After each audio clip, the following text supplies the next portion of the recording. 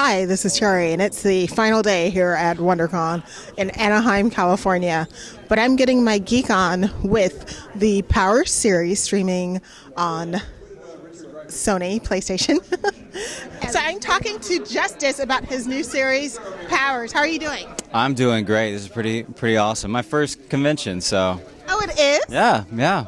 How are you enjoying the convention? Have you been on the floor? I haven't been on the floor, so as soon as we get done here, we just did the panel, so then we head on to the floor, see the craziness.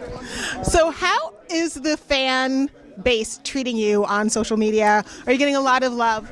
I'm getting some love, right? For especially, which is nice and maybe unexpected for the guy who plays, the douchebag in the department. But yeah, people seem to be responding very favorably, saying that, the character in the comic and the portrayal that I'm doing is pretty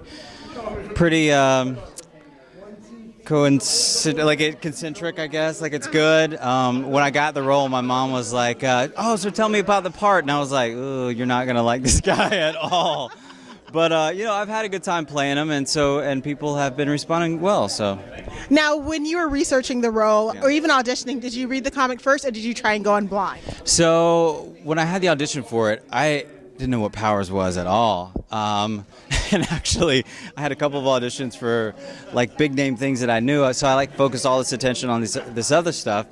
And then when I got the call back for this, I was like, God, I gotta see what this thing is all about. And I saw that Brian Michael Bendis was a part of it. Of course, he's huge at Marvel now, and I was like, wow, this is legit.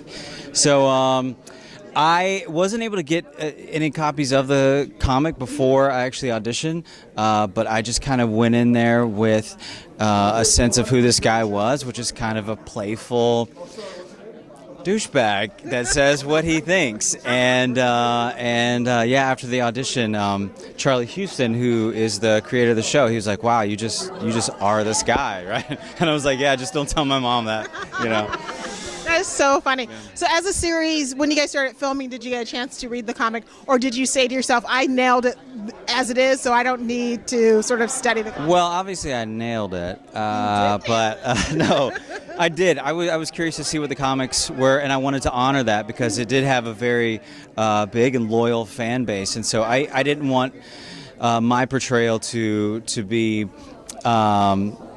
to not have a knowledge of what they created, both Brian and Michael Oeming. And so I did. I went through the volumes and studied this guy as he came into the Powers and tried to incorporate that into my performance. Now, as the series, this is the first series on the platform. Right. How was it filming it versus working on any other show that you've been on? Because, it's quite a bit different with these new platforms where you film everything at one time as opposed to going, every week. Well, there was a nice freedom to know that we are locked into 10 episodes. It's not we're going to shoot a pilot and hope that they like it and hope that anyone sees it. We knew that we were doing 10, so there's a big freedom in that. On top of it being for PlayStation, we didn't have to worry about censors, thank God, because we dropped the F-bomb quite a lot, and of course the violence is really heavy. I don't know if you've seen the show, but it's a lot of blood, So yeah, I think that's been the biggest difference from doing any cable or network programming, and is having the freedom in telling the story that we did. Now, are you a geek at heart where you grew up reading comic books or watching animation? I wasn't. I love cartoons and stuff. I had some friends who were into comic books, but I'll be honest, I was a gamer. Nintendo, anyone? Super Mario Brothers? But I really haven't had a system until now. So Sony, they gave me a PlayStation, so I've been playing it. And so, the kids these days, it's all 3 dimensions and all around. I'm used to 2D kind of stuff.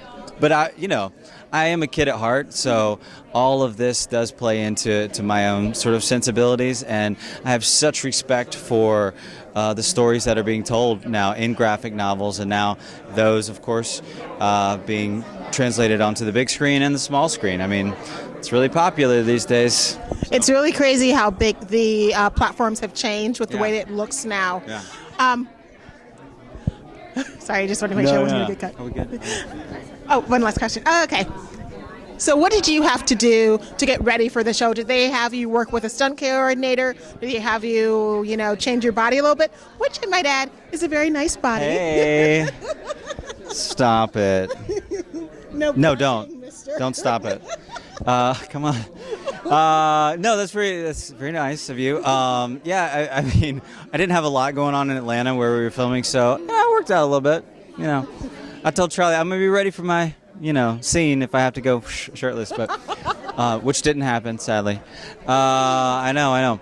But as far as like the stunts go, I did have a stunt guy that worked with me, Cody Robinson. He was fantastic, and he would work me through what the stunts were. And if I felt comfortable doing them myself, then I would do them. Otherwise, he popped in, and he actually did one of mine in the first one. Oh, Love you. I'll see you later, buddy. Chuck. Oh, you okay? He's bouncing. He's Bye, bouncing guy. on us. Bye, guy. So yeah, I was able to do a lot myself, thankfully. Thank you so much for talking to me. pleasure. I loved watching the very first episode, and I need to Awesome. catch up. Catch up. And I have to say, you are one cute Powers. Oh my God! Thank you, you sweetheart. I'm gonna get a photo with you later. Okay.